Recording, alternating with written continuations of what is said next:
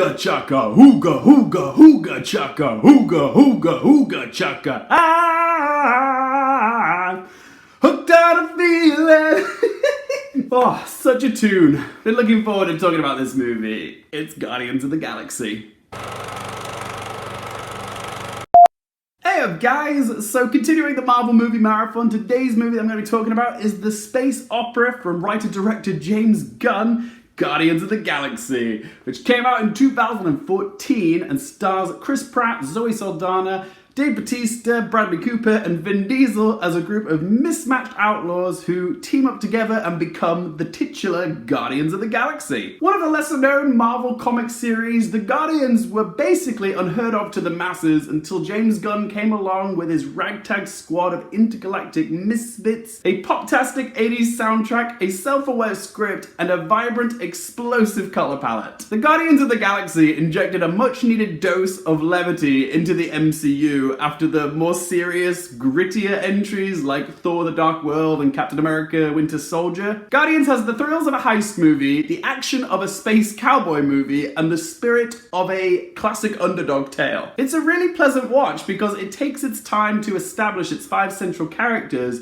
but also in a very self-aware fashion. In one of the most clever and inventive exposition dumps in the Marvel Cinematic Universe, we get an introduction to all 5 of the characters, their motives, and their backstories, all conveniently spoon-fed to us by John C. Reilly's character. If you want to unload a ton of exposition on your audience, there are fun ways to do it, and Guardians of the Galaxy does it so well. There's definitely a similar vibe to Joss Whedon's The Avengers, seeing all these hot shots with clashing personalities, coming together and learning to work together in order to defeat an opponent with an Infinity Stone. In this case, it's Lee Pace's Ronin, who is like a poor man's Loki. I mean, all credit to Lee Pace for his committed performance as Ronan. It's just the script doesn't go very deep with the character of Ronan. His motives are pretty standard. He wants power and people to fear him. He wants to wipe out Xandar for some reason. Plus, he has no connection to any of the Guardians, so there's no emotional link there. There's not much to get behind. He's just a cardboard baddie put there so our protagonists can collectively come together and defeat. So yeah, he's no Loki or Hela or Thanos. Speaking of Thanos, there's a bunch of side baddies in this film, like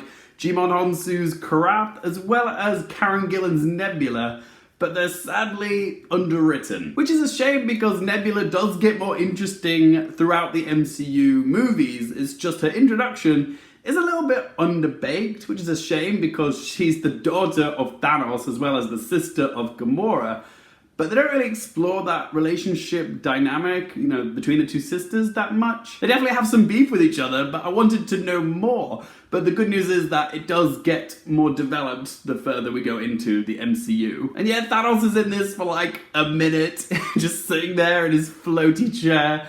I'm guessing the majority of this movie's budget was spent on the licensing fees for the pop songs in the soundtrack because the CGI on Thanos isn't quite there yet. I mean, it is a step up from the cameo that he had at the end of the Avengers, but yeah, it's not quite at Infinity War or Endgame quality yet.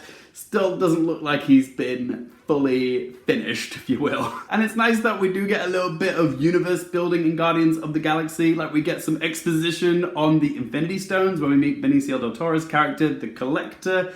Get a little bit of an introduction as to what all the Infinity Stones are and how they're going to come into play throughout the MCU. So it's cool to see the seeds of the future Marvel plot lines being planted here. As for other negatives, Guardians was released during that time in the early 10s when movie makers were really trying to push 3D as the next big thing in cinema. But watching Guardians on Disney Plus in 2D, there are a lot of occasions where I'm like, 3D shot, that's a 3D shot, that's a 3D shot. It just looks a little bit, I don't want to say that it ages the film, but it definitely does stand out, and not in a good way. It's like all the shots are a little bit, I don't know, gimmicky and a little bit swollen, and it didn't sit with me right. So yeah, it's fallen victim to a technique that's sort of fallen out of fashion. And also, James Gunn really forces the message of family or chosen family down the audience's throat. I mean, that is what the movie is about. It's about all these outcasts and misfits and loners all finding a family within themselves, which is lovely. But yeah, James Gunn really spoon feeds that message to the viewers. Less often is more. I don't think you need to like say it over and over again to reiterate your message to the audience. So those are my negatives. Now let's talk about the positives. First of all, the casting of this film is perfect. Every one of the Guardians is so well cast. Chris Pratt really arrived as a full-fledged blockbuster leading man movie star in Guardians of the Galaxy. And he had no problem showing off his new and improved sexy body to the world. God, I wish I looked that good covered in tango. Ooh, little saliva just came out of my mouth. Ooh. Zoe Saldana, I hate to say it, but she might be getting typecast as colorful aliens, but she is so fierce as Gamora. Bautista, I genuinely wasn't expecting much from when I first watched this, but oh my god, I couldn't have been more wrong. He was so funny as the metaphor immune Drax. He genuinely had some of the most hysterical lines in this film. And Bradley Cooper and Vin Diesel as Rocket the raccoon and Groot the tree creature were both delightful. Probably the easiest paycheck that Vin Diesel has ever made in his life.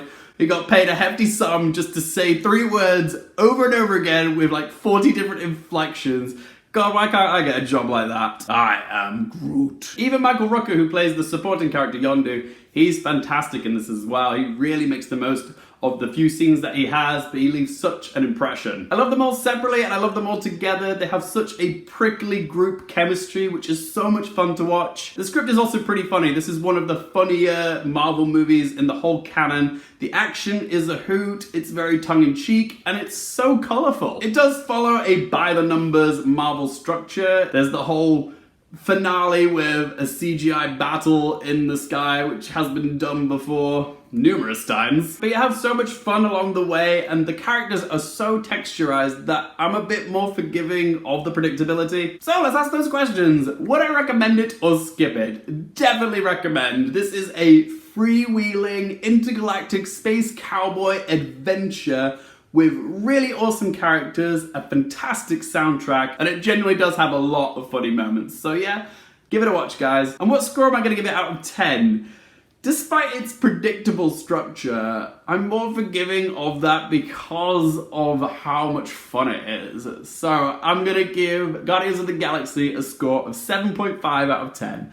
But as always, guys, this is just one bloke's opinion. I want to hear from you. What do you guys think of Guardians of the Galaxy? Like it? Dislike it? Where does it rank for you in the MCU pantheon? Whatever you guys think, be sure to let your voice be heard in that comment section down below. If you guys did like this video, please help me out by hitting the like button. If you want more movie and TV content just like this, don't forget to click subscribe, and you're gonna follow me on social media, Twitter, Instagram, anything. You can find all that in the video description down below. And as always, thank you guys so much for watching. For more things related to movies, TV, and popcorn culture, I'm Luke Hirfield, and I'll see you next time.